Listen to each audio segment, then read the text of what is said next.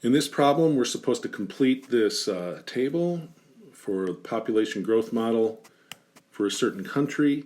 And what we're missing here is we don't know what the growth rate is. We're talking about the population in 2003 and then in 2026. So if I'm going to look at that, if 2003 is my starting population, that's going to be when t is 0. So t equals 0, we're saying, is the year 2003. If I want the year then 2026, that's 23 years later if I subtract those. So that's going to be when t is 23. Now the population growth model, that's this general exponential growth and decay model. That's a equals a sub 0 times e to the kt. So a sub 0 is my starting value, so that's going to be the 2003 number here. The projected 2026 population, that's the amount after time, that's going to be A. And of course here, I don't know what K is, that's unknown. I am told though that 2026 value, that's happening after T is 23. So I can substitute that information. A is 66.8. A sub 0 is 48.3. We've got E. I don't know what K is, but I know that T is 23. Okay, so we're trying to solve for K. We're trying to figure out what K is. K is in the exponent. Usually to solve for a variable that's in the exponent, we'd like to take maybe the log of both sides, and especially since this is e to a power, we'll take the natural log of both sides. There's a problem though if I take it right now. I would get natural log here in front of 66.8, that's fine. But to take the natural log of this whole side, I would have to put it in front of the 48.3.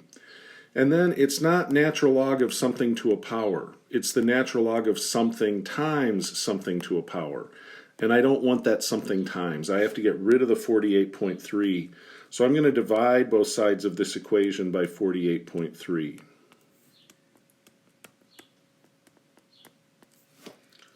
So then I get 66.8 over 48.3. Those cancel out, and I just get e to the 23k. Now I can take the natural log of both sides.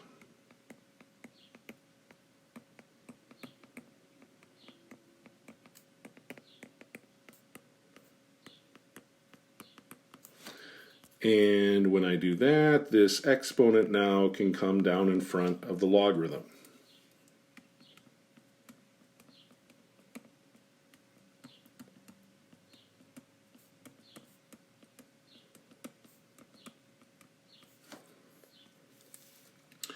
All right, now when I look at this natural log of e, that usually works out nicely. Remember, natural log is log base e, so there's a little e underneath. And so when I look at this, this is really saying e to what power is e. And of course, what that means then is that this whole thing is just equal to 1. The natural log of e is just 1. And so I can rewrite this side and just forget about the 1.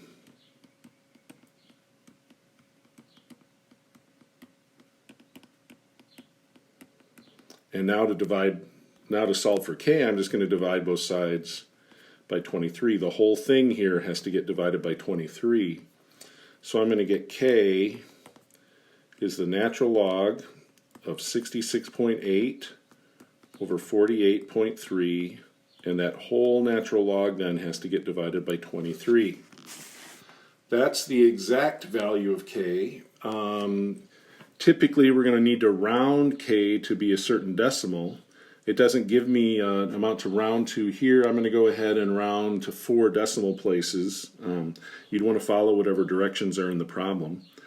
And so to do this, we sort of have to look at 2 different kinds of calculators. Most calculators these days, you would enter the natural log button first and then put what you're taking the natural log of second. So to evaluate this expression, that's what I'm going to do. I'm going to do the numerator and then divide by 23. To do the numerator, I'm going to start with the natural log button. When you hit the natural log button, on most calculators, it starts a set of parentheses. If yours doesn't start a set of parentheses, you're going to want to do that.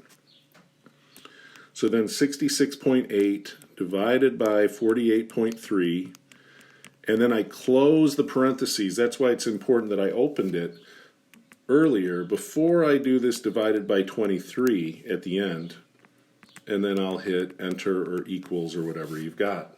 So that looks pretty much just like how this is written there. Not too bad. There are some other calculators where you have to put in what you're taking the natural log of first before you hit the natural log button. So if that's how your calculator works, I want to start then with 66.8 and divide by 48.3, and then I hit equals to force the calculator to do that division. Then I do natural log, so that takes the natural log of that fraction, so I've got the numerator right now on my display. Then I'm going to have to do divided by 23, but then I have to force the calculator to do the division by hitting equals. And if you, depending on your calculator, either way you do it, we've been finding k here. If I look at the value of k, it's about 0.01409 ... It keeps going from there. If I'm going to round to 4 decimal places, I count 1, 2, 3, 4. That's the 0. I look at the next digit to the right. That's a 9. So that's going to say to round up. So 0.0141 would be k to 4 decimal places.